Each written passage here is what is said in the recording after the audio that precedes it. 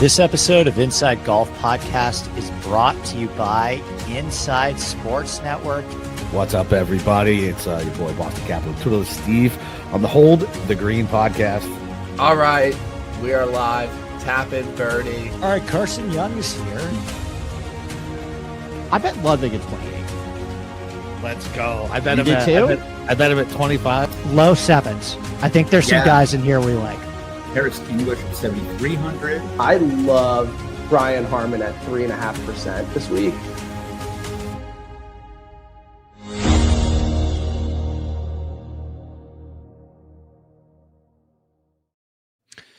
RB, welcome in. Happy Monday. Major season's done. I can't believe it. It flew by. How was your weekend, my man? It was fine, ultimately pretty disappointing. Had Matt Fitzpatrick like most of us. But yeah, just ran into Scotty again, super impressive. And on we march. I'm sure there'll be plenty of Scotty takes over the next 6 months so we have major golf back. What's yours? What's RB's big Scotty take? It gets to the point where it's like, what can you possibly say that's original? At this point about Scotty Scheffler, I've already shared a lot of my thoughts, how I view Scotty potentially differently after this week, what it means. But what about from you? What's your big headline? Yeah, I put some stuff out on Twitter this morning, not ready for the Tiger comps yet, only because I think they're a little irresponsible as well. Yeah, we need the longevity there, right? But happy to compare him with the peaks of, Rory and Spieth. Obviously, we saw Rory kind of storm off very similarly and then go 10 years without winning another major. So, but I do think Scotty is on a slightly different level from where Rory was, where Spieth was. I think more than slightly. Yeah, I think the consistency, but also just the all-around game. Like, we've talked about it ad nauseum. Like, he is the best iron player, arguably the best chipper, one of the best drivers, and he can be a very good putter. Like, I just don't know what you do with the mallet. Yeah. The mallet was claw and mallet seems to be working for him. Yeah. Not to be super hyperbolic here. Was the mallet change the most impactful golf equipment decision of the last 25 years? And the fact that it came partially from Rory, just I'm sure there was more behind the scenes of that, but yes, absolutely. Yeah, I mean, we'll spend the majority of the show talking 3M, I think, because major season's done. And of course, that's a little bit of an exhale for everyone. But I gotta say, I love these weeks. We're not going to stop. We're going to be. Are you up to do this for the fall swing? I mean, if they get up for the Barracuda, come on, absolutely. Okay, we can do Barracuda too. I mean, I will play the shit out of these tournaments in DFS, and I will have no problem filling the airwaves and being able to talk about 3M. I have almost a full card for the 3M already, which is not always the case for me on Monday, but there were some numbers. Like, this was a very easy week to predict the data golf course fit steam. So if you really understand or have a good sense of what their model is going to shoot out, and you're familiar with how the books typically react, which is now FanDuel basically just locks their odds screen for the 15 to 20 minutes, maybe 30 minutes after the FanDuel numbers come out. And then they just readjust all of their numbers to reflect the data golf odds board more accurately. There were a couple guys that I knew were going to get the data golf butt. And so, I've made 6 bets this week. I have CLV on pretty much every single one of them. And if there's one thing I've learned about golf betting this year, is that CLV doesn't secure you a win in any way, shape, or form. But hey, it's better than it moving against you. Yes, no, I'm with you. I was just checking out some of the data golf stuff because their DFS projections just came out, so that'll drive a little more steam. But Are yeah, the DFS projections different, RB, than their outright numbers? Because I really only look at the outright numbers. A little bit. I just don't think people really look at sort of what it means. Like, we can look at the pricing and see very clearly that like Kevin Yu is going to be popular, right? Like, I don't need data golf to explain that an 8K. I thought I was onto something sneaky this week with Kevin Yu, RB. No, like there's a couple of guys who are underpriced, but so back to their course fit thing, like really, I mean, I like their stuff for the most part, but the course fit stuff it's really almost always driving distance versus driving accuracy. So here, where you have a lot of water and off the tee penalty, it's going to skew more towards the accuracy players versus pretty much any other week. It's going to feature the Burns and Goddard and Wyndham Clarks of the world. And it's devoid of like really important context sometimes in terms of agronomy. Like they don't care about agronomy in their course fit whatsoever. Yeah. So, you know, there's going to be time also, and they don't really care what the missed fairway penalty is. Mm-hmm. So like, for example, there are a couple ways that you could have a high missed fairway penalty, right? You could have a high missed fairway penalty with thick rough, right? So like, for example, Oak Hill might be a comp that you would get to TPC Twins. Is Oak Hill high on their course fit model? I would expect it to be somewhat, at least, because it has a high missed fairway penalty. I'm going to spend the next 5 days at Oak Hill. It has not, it is not like aesthetically in terms of the way that it plays and the questions that it asks and the types of golf shots that you have to hit. Is not very similar to TPC Twin Cities at all architecturally, but they're both golf courses where if you miss the fairway, I mean, you're going to incur some sort of penalty. And I didn't do a Sunday preview pod, so I still have some thoughts maybe I could get out on TPC Twin Cities that will be useful. But what's your thought on the golf course this week? Because I'm not totally in line with what I think the predominant narrative generally is at TPC Twin Cities. Yeah, I mean, so I think the first thing is we got to see about the weather. It's supposed to be pretty wet there. I do think we could see some really receptive and easy this year. So that just leads me right towards Bombers anyways. And I mean, look, we've seen Finau win here. We've seen Cam Champ win here. I mean, even Johnny Vegas, who's a low-key bomber, won here last year. Like, I think that's the direction we're going. But then again, in the COVID year, you had Michael Thompson. And then the year before, we had Lee Hodges. So it's like I am leaning that direction. But I do think iron play is super important. Like, you have to make a ton of birdies. Pretty easy to putt. So, like, I don't necessarily need a good putter, but you need somebody who's going to putt well. So, yeah, I mean, I pretty much went with Bombers. I kind of went with the same guys that most people are kind of circling around in that 30 to 50 range. So, I don't think I'm going to be too unique this week. Yeah. It generally seems like, and this is kind of where Data Golf has like its course fit block as well, where accuracy, and I think this is maybe what confuses some people this week, is like accuracy is higher correlated than distance at the 3M Open. But then all of the guys generally that seem to play well here are bombers. And I think if I was to explain that kind of a little more elementary level, I think step one is it's important to keep the ball in play. And if you can keep the ball in play, like I think accuracy is more important than distance here in terms of making the cut and potentially finishing top 40. But in terms of like the guys that are going to play well and really spike this week and win the golf tournament and finish top 10 and top 20, it's generally the guys that are long and also keep the ball in play, right? And I actually think there's a golf course that, you know, you can separate a little bit off the tee. I'm with you on iron play. And, you know, if I was doing a draft this week of like most important skills, I would go middle to long iron play 1, ability to spike with the putter 2, because it's going to be softer and more receptive this year with a lot of rainfall coming tournament week. And then number 3, I would say like ability to spike off the tee. this is not a golf course where I care about short game at all.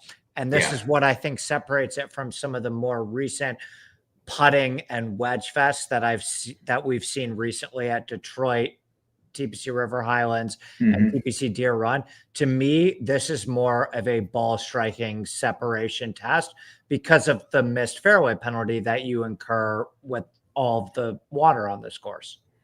I'm with you for the most part. I am looking at the Deer a little bit. I'm certainly looking I am too. It's fine. Yeah. Yeah. I think the Florida courses as well, more long iron play when you look at, PGA National, and then when you look at Copperhead, I think those make a lot of sense here. And I guess TPC Detroit, just, geographically, there's going to be plenty of crossover between It's those technically two, not a TPC course, but it certainly feels like one. Yeah. So I would say, yes, I think the four of those are probably my main ones. I don't know. Are you looking at, or I guess, are you worried about the travel and coming back from last week? I'm not really looking at it this week, but I can see why it would be. Not really. I mean, I do think that if you contended deep, but no one contended deep at the Open. They were all looking up at Scotty Scheffler over the weekend. So I don't know. I'm trying to think about who's in the field now. I mean, let me tell you this. I mean, if you're asking me, because this can transition us into talking about the players, if you're asking me choose between Burns and Goddard, I would actually choose Burns this week. Not just because he didn't contend deep into the Open the way that Goddard did, but I just happen to like Burns more than I like Goddard this week. I'm with you too. And I think with Goddard, there has to be a bit of a letdown from the last 2 weeks. There has to be I think so too. A bit of a. Why do you think he's playing? I mean, at this point, Ryder Cup points. And I think, he was scheduled because he wasn't very deep into the playoffs yet. So I think he's obviously locked that up now, and he'll probably be at the Tour Championship. But yeah, at this point, money and Ryder Cup points probably most important to him. Yeah. I mean, is he on your Ryder Cup team? Chris G, getting a lot of Ryder Cup buzz over the last 48 hours. Yeah, I mean, honestly, I wasn't off of the Wyndham Clark train yet. I think one of those two guys will have the last spot. So, if Wyndham also Clark because wins I think this week, setup at Bethpage is going to be bomber and easier. Yeah, but if Clark wins this week after a 4th at the Open and a 10th or 11th at the Scottish, he's on the team. I think it feels like he should be. I don't know. I think Goddard is closer to being on that team than Wendy. Yeah, I mean, Wyndham has to win. You don't think so? There's no doubt about that. Yeah. I think Goddard's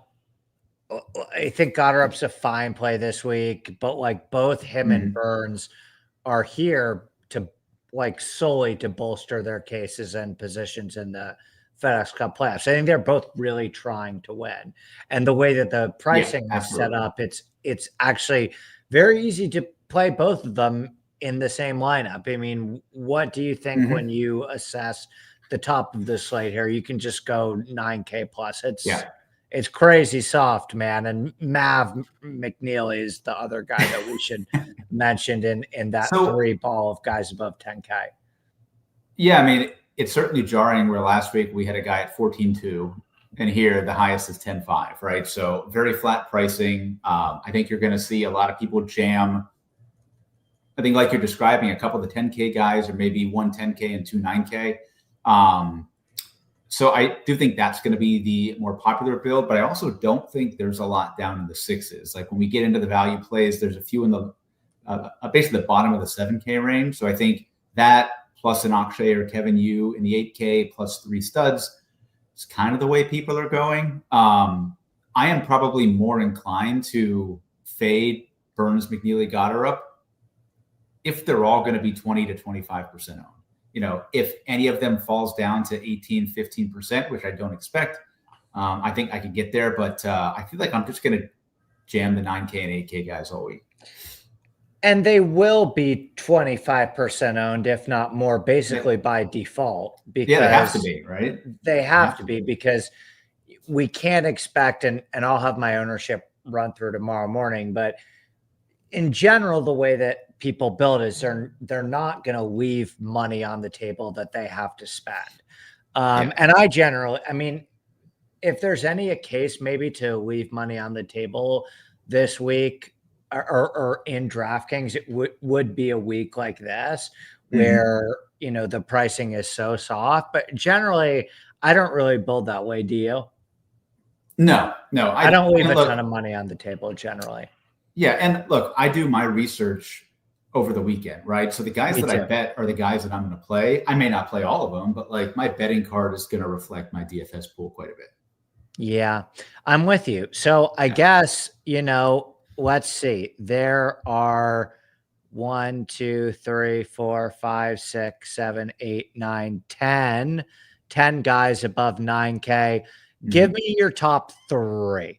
Okay, we'll do this to make it fun on a 3M open week when we're searching for content. There's 10 guys above 9K plus. I want you to give me your top 2 best plays and your least favorite play, your big fade. So I bet Clark and Finau. So I guess by default, we're on different pages this week, my friend. Yes, I think I'm going to play them. In terms of my least favorite play, I guess it's probably got her up. Like, I just feel like it's going to bounce back the other direction. Agreed. I don't like Sungjae at all. I feel like he's fair price, but his game is just terrible right now. So the iron play is untenable. Can't do it. And I think people will play him because he has good course history here, right? Like, I think people will see that and click him. But like, the iron play, even the off the tee game is pretty bad right now. RB, I've done this show with you for every single week. I mean, I have faded Sungjae M without putting one thought into my reason for fading, other than he loses strokes on approach every week, and I haven't regretted it. I haven't regretted it one time. And I mean, literally, he's gained on approach 3 times this year, and barely. So I can tell you the last time that Sungjae M has been a play for me. Probably the West Coast. West Coast swing. Masters, Heritage. Yeah. Heritage. I mean, if we go through his last 10 starts for Sungjae, T52, miscut, T61, T57, miscut, T16 at the Memorial. Maybe you caught a nice piece of him there at the Memorial. I might have played him there. I don't remember. Miscut at the PGA Championship.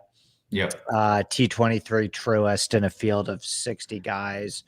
T33 miscut. I will say, so if you forced me to pick a guy at the top, I would take Sam Burns. Me too. Like, I don't mind McNeely. I just feel like he's always around the top 20 or 25 without very much upside. Like Burns, yes, he can eject and miss the cut, but like he has winning upside. So it'd be Burns for me.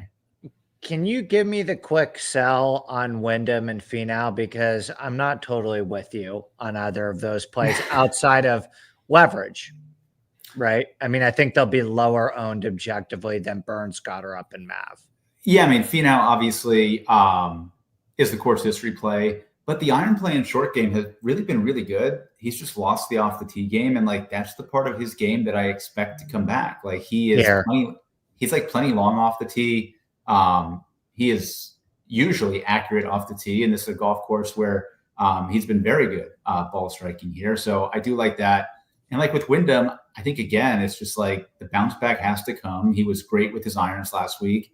He was 4th, and then he had the top 10, or maybe he was top 11 at the Genesis as well. And just feels like he's coming back, has a lot to play for. He got the Oakmont stuff, seems like behind him for the most part when it came out last week. So and he does have a top 5 here. Granted, it was a long time ago.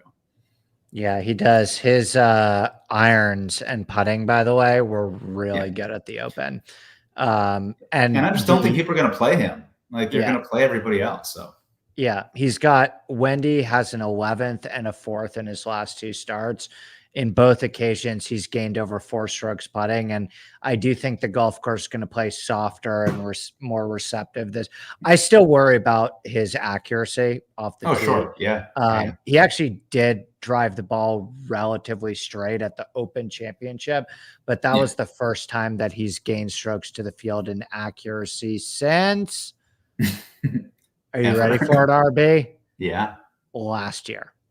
So Wyndham Clark is a very inaccurate driver, and I may be a little bit higher on accuracy just in general as a baseline skill that maybe you are. So Wendy's kind of a cross off for me. I will say this about Finau. I guess I will speak kind of, I'm not going to dive into the details here, but I will say this about Tony Finau.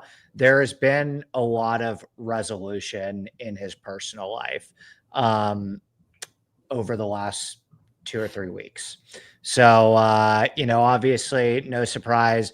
He's been battling this lawsuit with people that funded his career when he was a kid in Utah, and basically his dad borrowed money from to get Tony Finau's career off the ground. It's a story that I've been following quite closely. I don't know how I got entrenched in this, but the people that wanted money from Tony Finau just started reaching out to me and sharing details about this that I didn't even really ask for. And I think Finau's, it's a lost year for him. He's a very tough year with all the stuff going on from him off the course.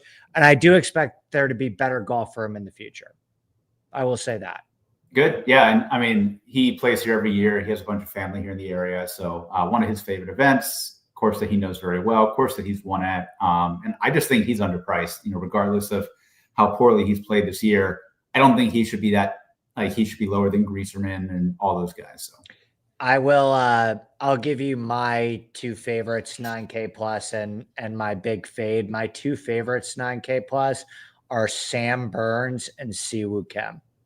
I really, I like Siwoo Kim at 9,200. I just think that I trust his accuracy off the tee. I think it's like a sneaky, he's been really good on golf courses where it's important to drive the ball straight and spike with your irons. Obviously, I worry a little bit about him being able to keep up putting wise if the golf course gets super easy scoring wise. But I think at 9,200, you'll get low ownership.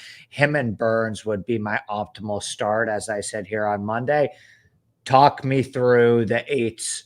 I fucking love this range, dude. There are 6 guys. Honestly, there's 6 guys in the 8s that I'm probably going to be in my pool. Yeah, I'm kind of with you. I think I can pretty much make an argument for anybody here. I am not going to play Adam Scott or Luke Clanton this week. Totally agree on Adam Scott, but I do love me some Luke Clanton. I feel like everyone does, but I guess we'll see.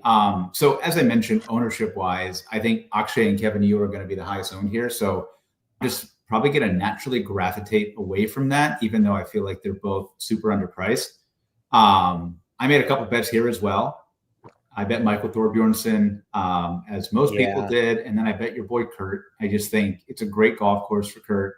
It has some ties in with PGA National where he's played well. He played well at the John Deere, also played well at the Barracuda last week, where he actually led the field in greens and regulation. I doubt anybody knows that because it's hard to find those stats. But he did lead the field in greens and regulation, and he finished 6th here last year. So I'm definitely going to play those 2. And I think I'm ready. I think I'm ready to play Max Homa. Not going to join you there, sir. What happened to him over the weekend at the Barracuda? He was fine, made the cut. He kind of had a middling finish, but I feel like he was pretty accurate, wasn't doing anything bad. I think he finished tied for 40th or something, but that's a weird format where the stroke play leaderboard doesn't match up. So he might have been top 20 or top 25 actually in score. I just feel like I'm ready. He played really well at the John Deere where he had a chance to win. He does have a T3 here as well. And he's going to be 4%, 5% owned maybe at this price. So Kurt, Thor, and a little bit of Max Homa here for me. Yeah. I am 100% with you on Kurt Kitayama, obviously. I mean, Kurt Kitayama, listen, I've been playing the long game with Kurt Kitayama. It's certainly had its ups and downs this season, but I've just always believed in this guy's long-term talent.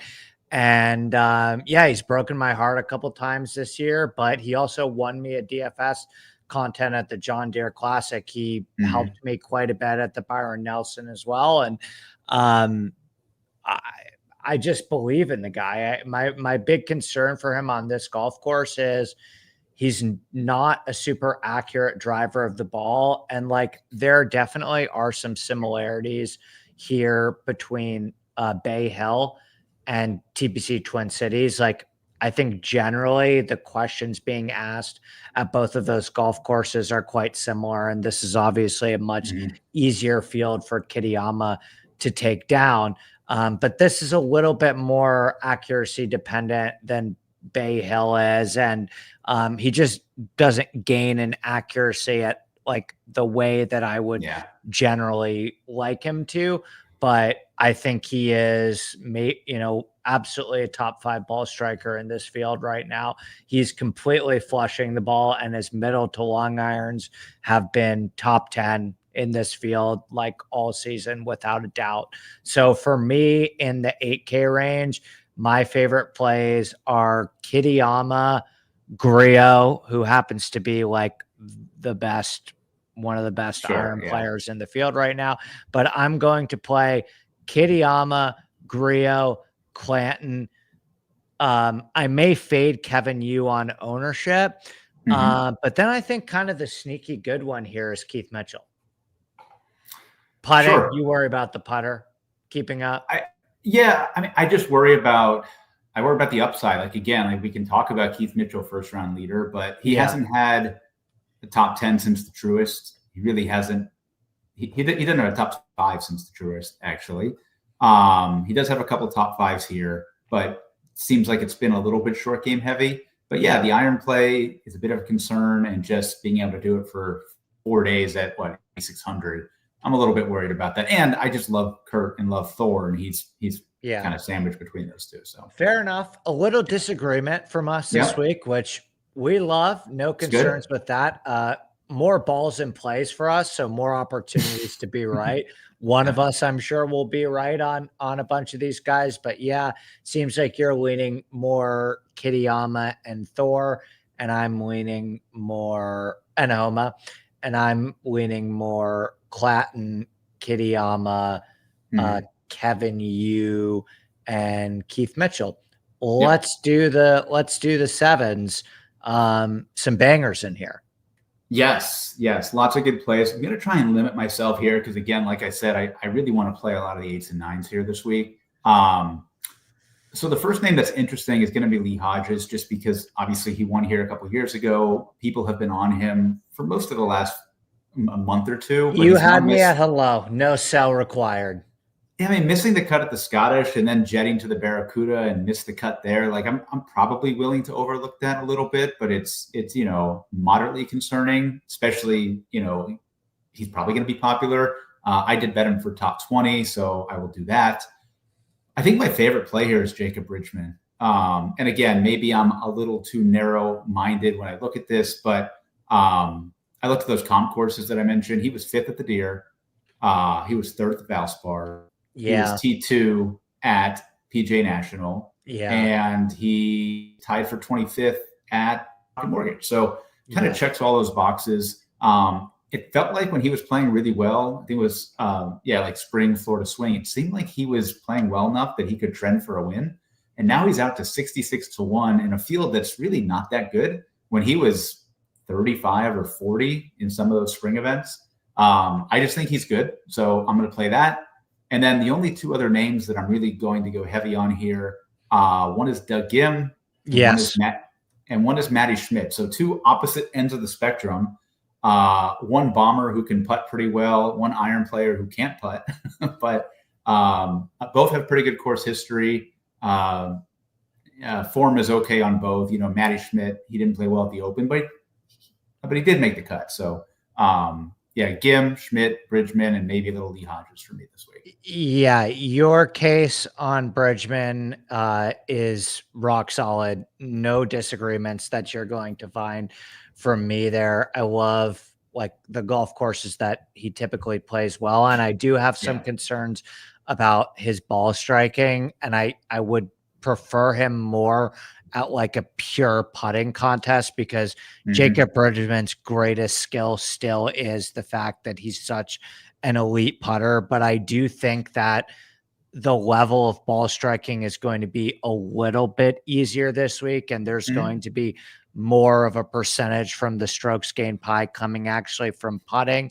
than we've seen at previous 3M Opens, just because the golf course is going to be so soft and receptive this year. I mean, it's getting dumped on Tuesday night, and there's even some rain on Thursday.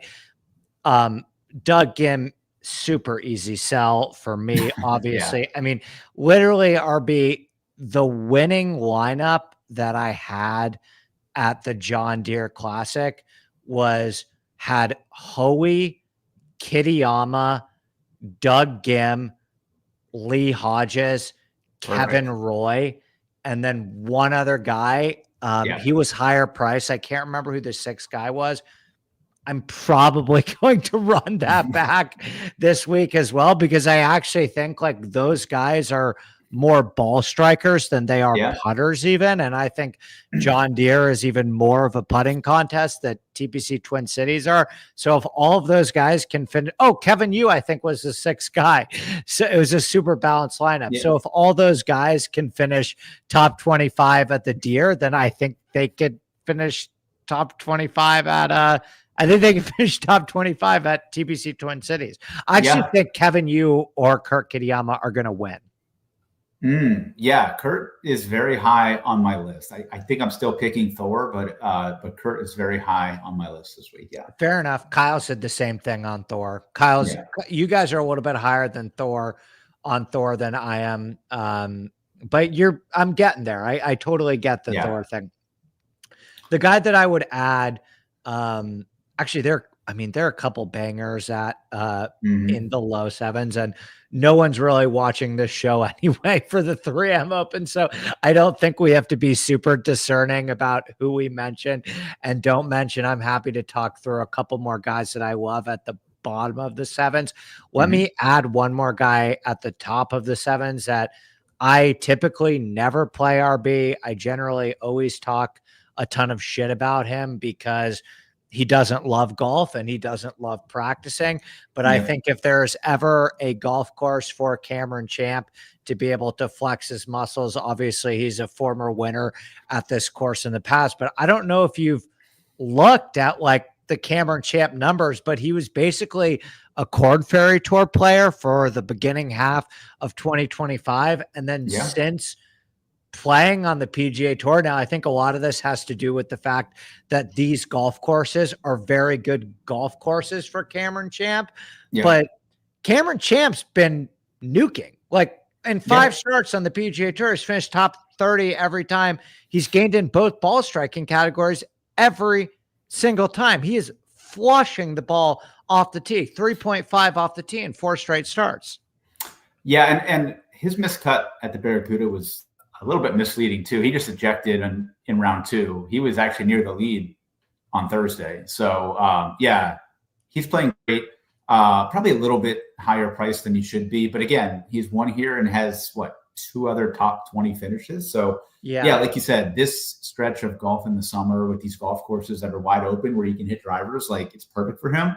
But yeah, probably a little bit too expensive for me here. And then bottom of the sevens, I'm going to give you so far kind of my favorite plays at the bottom. I really like Victor Perez here. We have been playing Victor Perez with, a fair bit of success throughout the year. Victor Perez has been good for me. And a lot of it has to do with the fact that he keeps ball in play off the tee. He generally gains to the field in accuracy. He's not like a bomber that's going to, blow this field away with his driving ability. He's generally going to do that more with his middle to long irons. He's been a great iron player, and Victor Perez can putt. Another interesting thing that I do quite like about Victor Perez, really good course history at Le Golf National, which I think is kind of like a very sneaky comp course this week in terms of their defining characteristic and the questions being asked at both TPC Twin Cities and Le Golf National are very, very similar. I agree. I do think he might get popular. Like, there's a few names down here. He will. Perez, I think him, Andrew Putnam. Yeah. And possibly Bo Hostler. Big data golf guy. Yeah. Yeah, the form on Bo Hostler, like, he's got 3 straight top 14 finishes. Granted, the fields were not very good, but I think people will see that. Like, I would rather go back to guys who we are higher on long-term that nobody's going to play. One of them would be Rio. I think he's due for a bounce back. I think the golf course makes sense. Also won at the French Open, which you just mentioned. I'm ready to go back to Gary. I like Gary this week too. Like the Florida courses, he's played well at Detroit also. And then just out of left field, just with the course history and the upside, like you mentioned Cam Champ, like why not Cam Davis? At just a motherfucker, man. But like he's going to be 2% owned. He's missed a bunch of cuts, but he's like a top 15 machine here. Obviously has the par 5 scoring, has the distance, has the iron play. I don't know, just more of an upside play, but I'm not going to play like an 18% owned Andrew Putnam. So no, I love it. The last guy that I will throw out there that I am quite fond of is Eckroat at 7,100. I think if you're telling me what Eckroat's best skill is, like, I think he's a very accurate driver of the ball. And I always like Eckroat more on positional golf courses where you actually have a higher than average missed fairway penalty. So I'm quite a fan of Eckroat this week. I think his irons have been rock solid. And let's finish off with the sixes. I got to be honest, there's literally only one player that I have starred in the sixes, but I love him. Like, he will be in my single entry. I have 100+ points, I think, of CLV on him, and he's kind of an ISN guy. But talk me through your sixes first. Yeah, so not too many here for me. I would look at Jackson Suber one more week, just because I think the upside is there, plays well in this part of the country. But I only have 3 names starred down here. One of them is David Skins, who might be who you're referring to. No, not who I'm referring to. Natalie despises David Skins. I cannot get away with playing David Skins. Huge shout out to her. This is her first, the reason she's not in the live chat, this is her first day as an actual veterinarian, which is beautiful. Terrifying to think about, but also what a tremendous accomplishment. So shout out to her. Her first day going into the office of like, I'm a doctor. Awesome. Yeah. No, very cool. So Skins has 3 top 10s in his last 5 events, which is pretty crazy. One of them was at the RBC Canadian Open, which is a real field. And then 4th at the ISCO and a backdoor 8th at the Barracuda last week. Just again, really, seems like he's an accuracy player, but he's not. He actually hits the ball pretty far off the tee. Pretty good iron player, pretty good putter, really good first round leader bet, honestly. So I took a top 20 on him at plus 700. The next one's Thomas Rosenmuller. I like him too. He absolutely bombs it off the tee. He's made a bunch of cuts this year, had a 14th at the ISCO, 29th at the Barracuda. And his Korn Ferry Tour win last year was on a Bombers course. And it was this week in a I think they're in Illinois or maybe Indiana, something like that, but very similar geography. And it was this time of year. Really like him this week. And then Brendan Valdez is the last one. I'm sure Kyle's going to bring him up as well. He is was a teammate at Auburn with Jackson Koivoon. And they were number 1 for most of the year. And he is awesome. He's been playing Korn Ferry Tour. He's made most of his cuts. Finally had a T3 last week. Just a very highly touted amateur, and seems to be getting his footing in professional golf. He's 6,200. So I don't think anybody needs to go down there this week. But if you do, I think Valdez probably has the most upside of anybody under 6,500 this week. A little golf media bomb just dropped. KVV out at NLU. Oh, what happened there? I will read the tweet to you because I mean, I would say it's a little cryptic. It actually like, I don't know. It seems kind of sudden. Like, I don't know if you're leaving a place. I don't know. Yeah. I don't want to read between the lines. Let me just read you the tweet. Hello, friends. A few weeks ago, the partners at No Laying Up let me know they wanted to make a change and move forward. So it seems pretty bluntly that it was their decision, not his. Yeah. And make a change moving forward without me as a full-time member of the team. I decided I need to pursue full-time opportunities, and they, of course, understood. So we are parting. He says a couple more tweets, but instant reaction to that. Yeah, that's interesting. I mean, it always seemed like he was not in their group. He was like their a boots on the ground consultant in mainstream media, like a way to sort of validate what they're doing. But like, I don't think they really need that, right? Like, I don't think they really need that validation. But I love KVV. Always listen to his stuff more so than I listen to No Laying Up, quite frankly. Yeah, fair enough. Me too. Big fan of his as well. My interactions with him, we've had a couple conversations just briefly over DMs, generally me saying like, hey, great job on this story. I really enjoyed it. Thanks for highlighting the things that you highlight in pro golf. And he's always been super nice and responsive to me. So wish him the best going forward. Absolutely. Back to the 6K guy that I was leading the chat towards is 6,600 Carson Young. Bit of an ISN favorite. He's come on my podcast before. I talk golf with him from time to time, strategy over text message, and I'm definitely going to shoot him a message this week and just be like, hey, dude, course fit wise, I couldn't think of a better spot for you.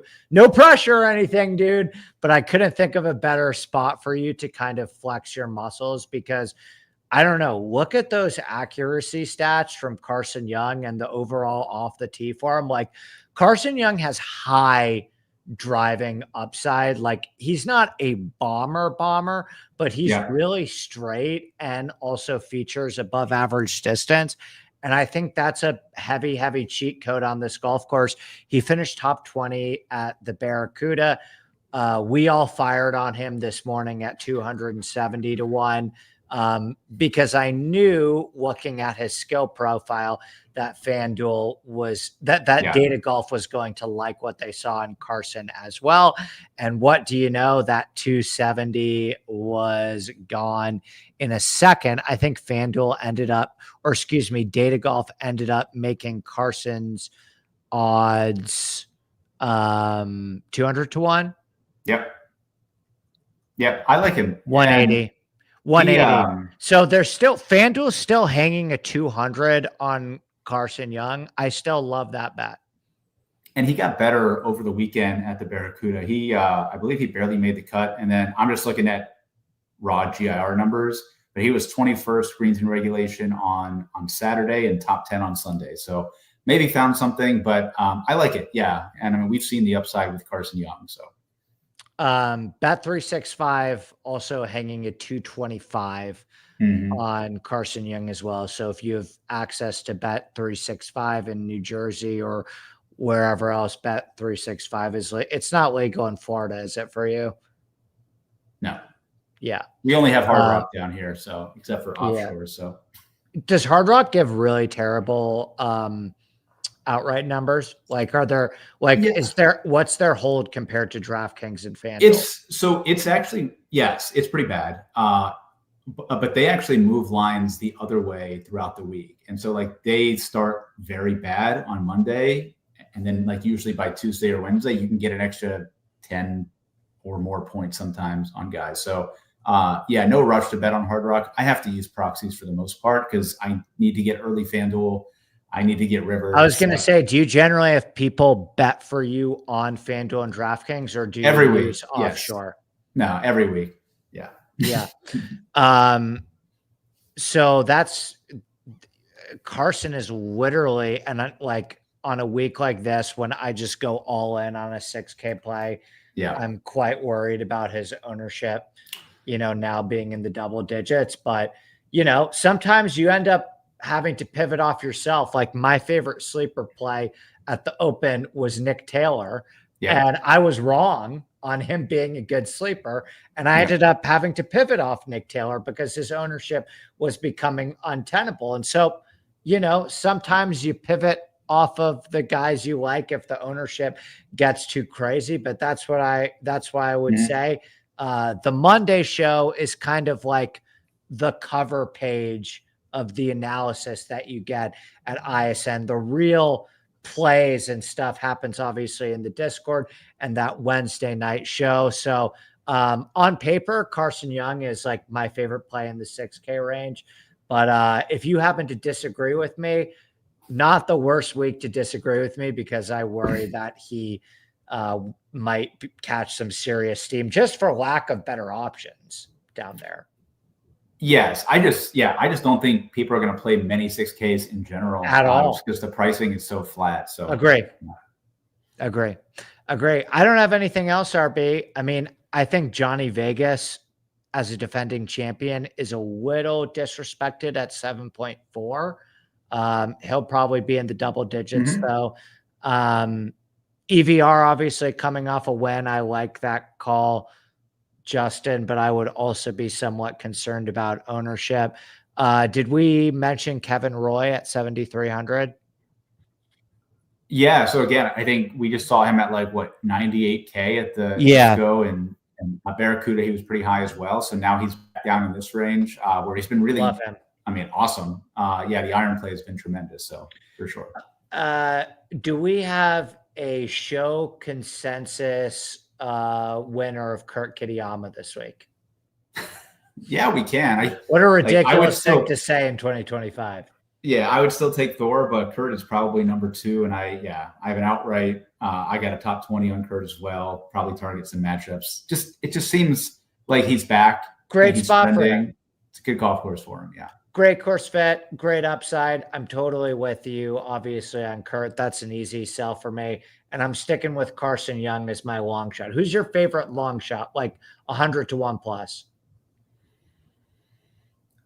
Probably David Skins. I don't think he can win, but good thing Natalie's messing this week. Yeah, but he's plus 700 for a top 20. That's crazy. Yes, absolutely. In the comment section of this show, post your favorite guy above 100 to 1 that you think's going to win. For me, Carson Young. For you, David Skins. Post in the comment section, and we can run through it next week. That's it for me, RB. Any closing thoughts before we get out of here? No, sounds good. Only 2 more weeks till playoffs till begin. The playoffs.